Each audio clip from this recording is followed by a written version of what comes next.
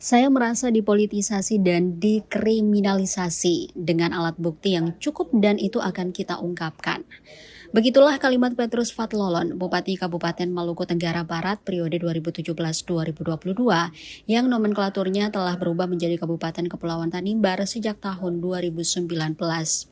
Kalimat itu ditegaskannya untuk menjelaskan posisinya dalam dua kasus tindak pidana korupsi yang menyeretnya, yakni kasus dugaan korupsi dalam penggunaan anggaran perjalanan dinas pada Sekretariat Daerah Kabupaten Kepulauan Tanimbar tahun anggaran 2020 yang ditetapkan dirinya sebagai tersangka sejak Rabu 18 Juni 2024. Namun hingga kini belum ada tindak lanjut dari Kejaksaan Negeri Kabupaten Kepulauan Tanimbar. Juga kasus penyertaan modal pemerintah daerah kepada PT Tanimbar Energi yang bersumber dari APBD tahun anggaran 2020 sampai dengan 2022 yang kini sementara berlangsung proses hukumnya di Pengadilan Tindak Pidana Korupsi pada Pengadilan Negeri Ambon. Penegasan itu usai agenda sidang tanggapan penuntut umum atas eksepsi dengan nomor registrar perkara nomor 54-PIT-Sus-TPK-2025-PN Ambon, nomor 55-PIT-Sus-TPK-2025-PN Ambon, berlangsung di Pengadilan Tindak Pidana Korupsi pada Pengadilan Negeri Ambon Rabu 21 Januari 2026. Ia menilai bahwa proses kasus yang menyeretnya hingga ke meja hijau adalah bentuk dari kriminalisasi oleh sejumlah oknum jaksa di wilayah Maluku saat itu. Dugaan politisasi hingga kriminalisasi itu juga telah digegerkan di publik saat istrinya yakni Joyce Penturi mendatangi Komisi 3 Dewan Perwakilan Rakyat Republik Indonesia untuk membicarakan itu secara langsung saat rapat agenda pembahasan Panja Reformasi Kepolisian, Kejaksaan, dan Pengadilan yang disiarkan secara langsung melalui kanal YouTube TVR Parlemen pada Desember 2025 lalu. Rapat itu pula dihadirkan Petrus Fathlolon melalui daring yang saat itu telah ditahan di Ambon.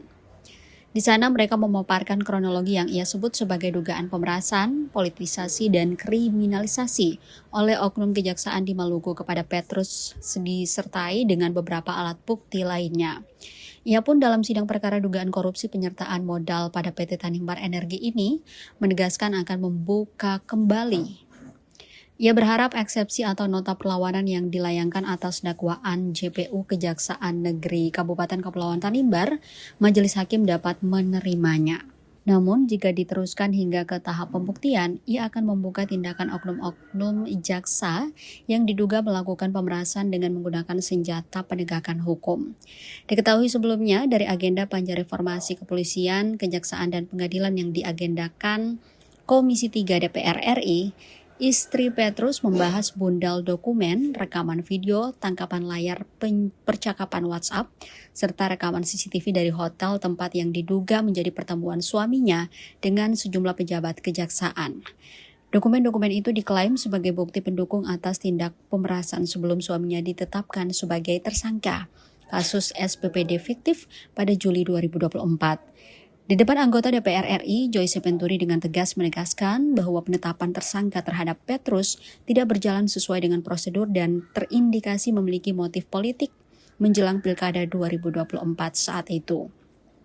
Ia menilai dugaan permintaan sejumlah uang oleh oknum pejabat kejaksaan berkaitan erat dengan posisi suaminya yang saat itu tengah mempersiapkan pencalonan sebagai bupati periode kedua.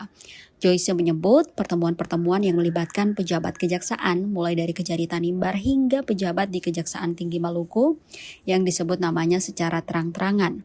Dalam beberapa pertemuan tersebut, ia mengklaim suaminya mendapat tekanan untuk menyediakan dana puluhan rupiah. Maksud kami puluhan miliar rupiah. Tuduhan itu tegasnya disampaikan berdasarkan pada bukti-bukti yang telah ia serahkan kepada Komisi 3. Bukti-bukti itu pun dalam forum resmi itu langsung diperlihatkan. Diketahui selain Petrus ada dua terdakwa lainnya yang terjerat dalam kasus dugaan tindak pidana korupsi penyertaan modal pada PT Tanimbar Energi dengan nilai 6 miliar lebih. Yakni terdakwa Johanna Joyce Julita Lololuan yang saat itu menjabat sebagai Direktur Utama PT Tanimbar Energi 2019-2023 dan Karel FGB Lusnarnera selaku Direktur Keuangan 2019-2023. Kasus ini sangatlah menarik perhatian publik sebab ada penegakan hukum dugaan pemerasan yang diduga menjeret oknum-oknum pejabat Maksud kami menjerat oknum-oknum pejabat kejaksaan di wilayah Maluku saat itu. Pidana yang sudah dilimpahkan ke pengadilan dan sudah dimulai proses pemeriksaan yang tetap diperiksa dan diadili dan diputus berdasarkan ketentuan dalam Undang-Undang Nomor 8 Tahun 1988. Perasan politisasi dan kriminalisasi dengan alat bukti yang cukup, dan itu akan kita ungkapkan sesuai dengan alat bukti yang ada. Pasti dengan alat bukti yang ada kita bisa simpulkan bahwa saya dikriminalisasi. Ya, buktinya sangat kuat. Ada CCTV, ada bukti-bukti percakapan, dan justru ada oknum jaksa di Kejaksaan Tinggi yang sudah menyampaikan ke saya bahwa saya bakalan dikriminalisasi, dan sekarang faktanya memang dikriminalisasi. Tapi kita berharap eksepsi ini diterima ya, sehingga tidak berlanjut. Namun bila sampai ke tahap pembuktian, kita akan buktikan bahwa memang saya dikriminalisasi. Dan tentang kriminalisasi ini juga sudah disampaikan oleh oknum pejabat di Kejaksaan Tinggi Maluku kepada saya di Hotel Avira Ambon pada tanggal 29 Oktober 2023 yang lalu. Jadi sebelum penetapan tersangka itu sudah disampaikan oleh pejabat di Kejaksaan Tinggi Maluku. Seperti itu. Download Tribun X sekarang, menghadirkan lokal menjadi Indonesia.